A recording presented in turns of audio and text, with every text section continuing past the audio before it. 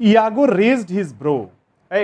Iago raised ऐसे, ओ eyebrow को क्या करता है, ऊपर की तरफ ऐसे करके, ओ raised his eyebrow as if he had got fresh light on some terrible matter. वो समझ जाता है कि वो अब कुछ खतरनाक मैटर होने वाला है. And remarked, indeed, सच में. This brought into Othello's mind the words of Iago which he said while entering the room. अब ये जो बात था, जब फिर से ओथेलो याद करने लगता है जब इयागो कमरे में आया और जो बोला था कि आई लाइक नॉट दैट, अब उसको ओथेलो को याद आता है कि ओ ये बात वो क्यों बोला था. क्यों? क्योंकि कैसियो और डेस्डेमोना अकेले वहां पर थे. Thus he began to think there was some meaning in that private meeting of Desdemona with Cassio. समझ गए? अब ओथेलो सोचने लगता है कि ओ ये जो प्राइवेट मीटिंग चल रहा है कैसियो और डेस्डेमोना का, इसका एक प्राइवेट मीनिंग है, माने अलग मतलब है. Othello deemed Iago to be just man full of love. Othello जो है ना, इयागो के बारे में सोचने लगता है कि ये बहुत ही न्याय वाला इंसान है, full of love and honesty. अब इयागो को वो सोचता है कि ये ईमानदार इंसान है, जस्ट है, न्यायी इंसान है और ऑनेस्ट है, जिस माने ये लवेबल भी है. कौन? इयागो. माने ओथेलो के नजर में इयागो जो है अब सही बन जाता है. समझ में आया? So he argued Iago to speak out of what he knew. तब वो कहता है, बताओ सच क्या है, इयागो से. हाँ, तो वो इयागो को कहता है कि सच्चाई बताओ, सच क्या है.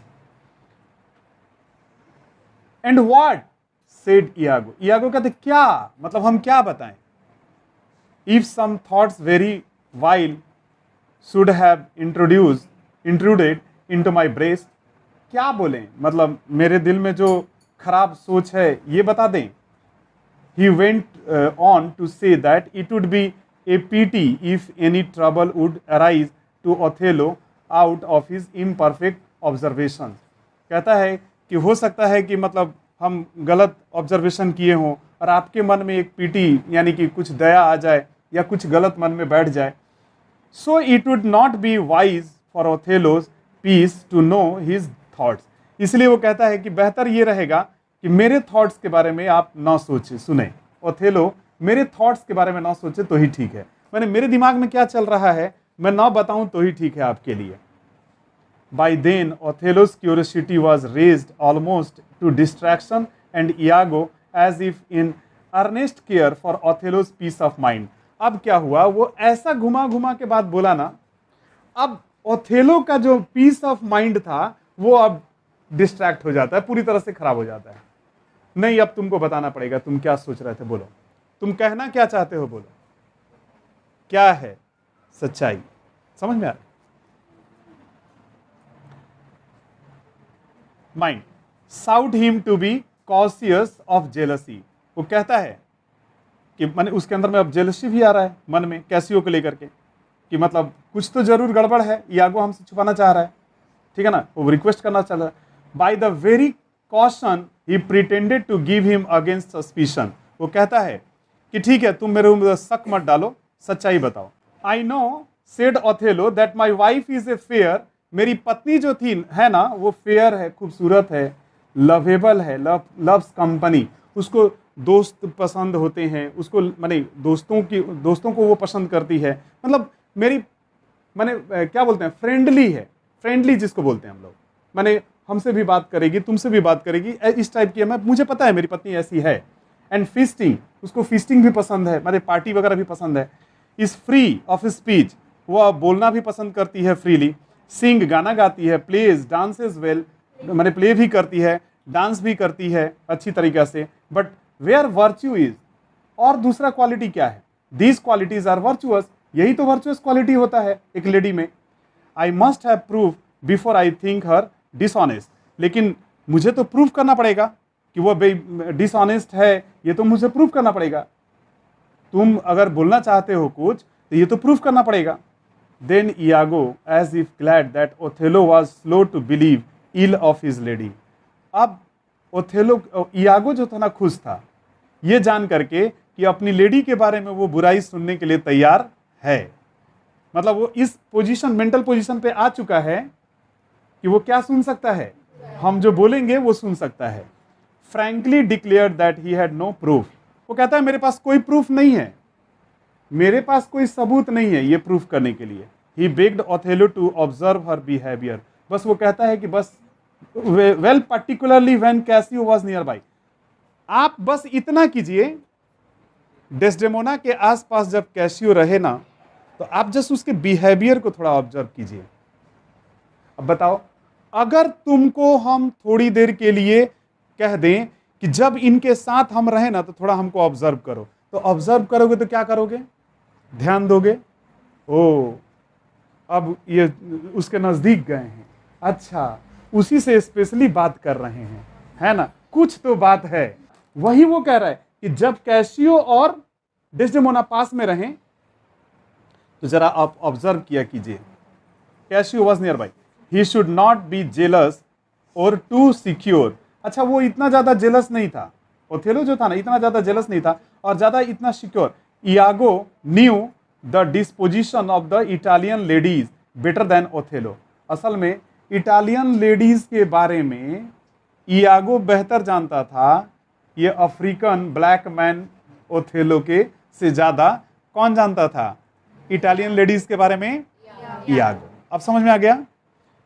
He knew that in Venice the wives would let the world see their pranks, but they dared not show their husbands.